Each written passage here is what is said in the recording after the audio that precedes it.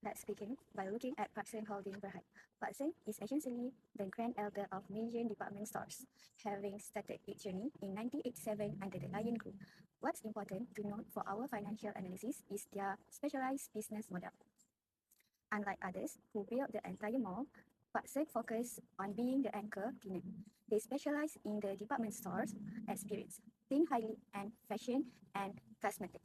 They are massive regional presence, especially in China, and are currently shifting their strategy toward premium lifestyle. Financially, this means they are highly focused on luxury margins and discretionary spending by urban shoppers. Moving on to Aeon Berhad. The store is a bit different. Aeon came to Malaysia in 1984 as part of government initiative to modernize how Malaysians shop.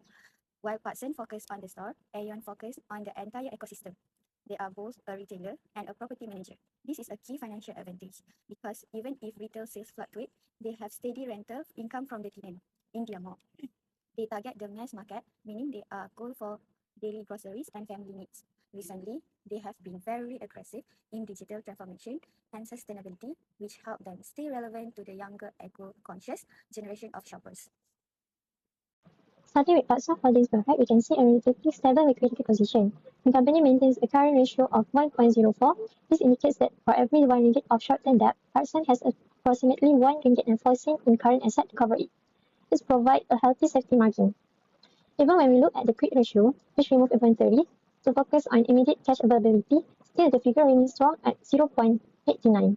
This suggests that Parkson does not rely solely on selling stock to meet its obligation and has efficient management of its more liquid asset.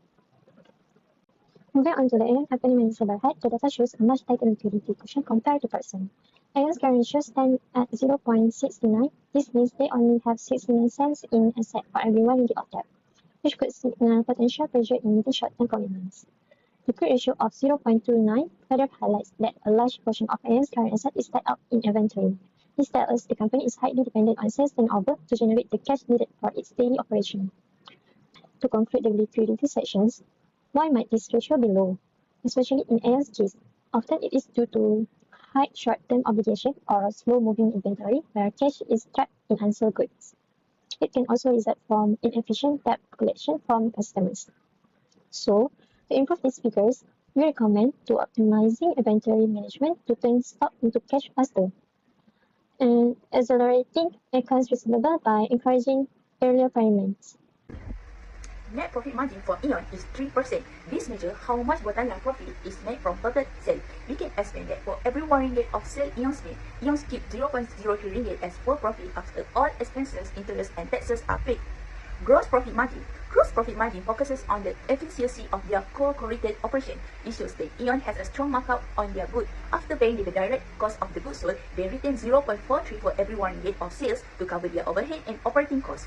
Return on assets. It shows how effectively management use its building, inventory, and equipment to generate profit. For every 1 ringgit of asset the company owns, they generate 0.02 in profit. Lastly, which is return on capital employed. Return on capital employed is a key metric for investors. It shows the efficiency of the long-term capital, which is debt plus and equity invested in the business. It generates about 0.7 ringgit of operating profit for every 1 ringgit of capital employed. Net profit margin for Parkson. Unlike Aeon, Parkson is losing money at the bottom line. Despite making sale, Parkson loses about 0.05 ringgit for every 1 ringgit of revenue. Currently, their expenses are higher than their total income.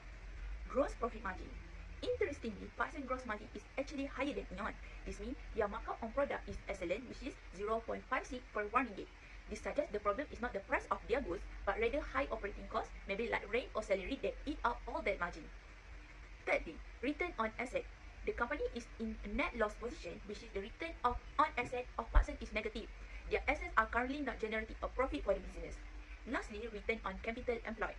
Return on capital employed is a positive note for Parkson, which is Parkson earned 0.067.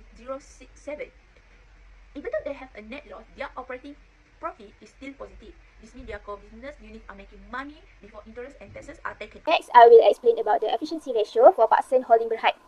Firstly, we have inventory turnover ratio, which is 3.56 times. The lower inventory turnover may occur when products take longer to sell, when demand is inconsistent, or when the companies carry higher inventory level. Parkson's turnover suggests that inventory remains in storage for a longer period before being sold. This may be due to slower sales, seasonal demands, or less effective inventory planning. Next, for the average collection period, which we have 77.1 days. The higher average collection periods occur when company offer longer credit term or faces delays in collection payments.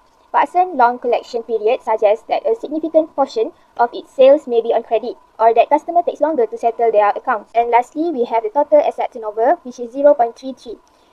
The lower total asset turnover may occur when the company has a large asset base but generate relatively lower sales. Parsons ratio indicates that its assets are not generating sales at a higher level. This may be due to the underutilized stores, high investment in fixed assets, or lower customer demand. Such a situation may reduce overall operational efficiency. Next, we move to the efficiency ratio for Aeon Berhad. For the inventory turnover ratio, we have 4.17 times. A higher inventory turnover may occur when a company has a strong sales, effective demand forecasting, and good inventory control. The average collection period for Aeon is 6.78 days. A short average collection period occurs when a company has a strict credit policy, efficient billing system, and customers who pay promptly. Aeon's low collection period indicates that it likely focuses more on cash or short-term credit sales. Lastly, we have total asset turnover for Aeon Berhad, which is 0.78. A higher total asset turnover may occur when a company uses its asset efficiently to generate sales. Aeon's ratio indicates that its stores, equipment, and other assets are actively contributing to revenue. This may be due to good store location, high customer traffic, or effective use of fixed assets. Next, I will present the leverage ratio for two companies that our group choose. Leverage ratio helps us to understand how this company use debt to finance their asset and whether they can meet their long-term obligation. First, the debt ratio. For Patson Holding Berhad, the debt ratio is 0.738%, which means that only 0.738% of Patson's total assets are financed by creditors. Next is debt to equity ratio, which is 2.82%. This means creditor contributions are only 2.82% of the investor's stake.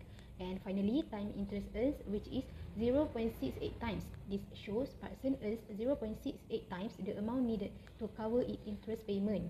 Now, let's look at Aeon. Their debt ratio is 65.6%. This means 65.6% of Aeon total assets are financed through debt. The debt to equity ratio is 190.9%, which is creditor contributions being 190.9% of the shareholders' contribution. And lastly, Aeon's time interest earned is 3.08 times. This indicates that Aeon earns 3.08 times the amount required to fulfill its interest expense obligation. Next, we move to the comparison. Looking at the liquidity, Patson Holding can just cover its short-term debts with a current ratio a little above 1. Aeon, on the other hand, has a weaker liquidity with both current and quick ratio below 1. This means it might have trouble paying its short-term obligation without selling inventory or borrowing money. Low liquidity usually happens when a company has a high short-term debts or slow selling stock. To improve, the company could reduce the inventory, increase cash on hand, or negotiate a longer payment terms with the suppliers. When we look at profitability, Aeon is performing well with positive net profit margin and return on asset. However, Patson is struggling, showing loss despite earning a good gross profit. Both companies have a moderate returns on capital, meaning they are only using their long-term investment fairly. Low profitability usually comes from high costs, weak sales, and tough competition. To improve, Patson could cut operating expenses and adjust pricing. Looking at efficiency, Patson is performing poorly with a slow inventory sales, long time to collect money from customer, and low use of asset. Low efficiency usually happens when inventory moves slow or customer pay late. To improve, both companies could collect payment faster, make better use of their asset, and use technology to manage inventory more effectively. Finally, looking at leverage, Patson depends a lot on debt, which increases financial risk, and its low ability to cover interest show it may struggle to pay. Aeon also has high debt, but handles interest payment more easily. High leverage usually happens when a company borrows heavily instead of using its own funds. To improve, both companies could pay down debt over time, raise more funds from profits or investors, and use earnings to finance growth instead of borrowing. In conclusion, Aeon Berhad appears to be the better investment. It is more profitable and financially stable, while Patson struggles with losses, liquidity and efficiency issues, and higher financial risk.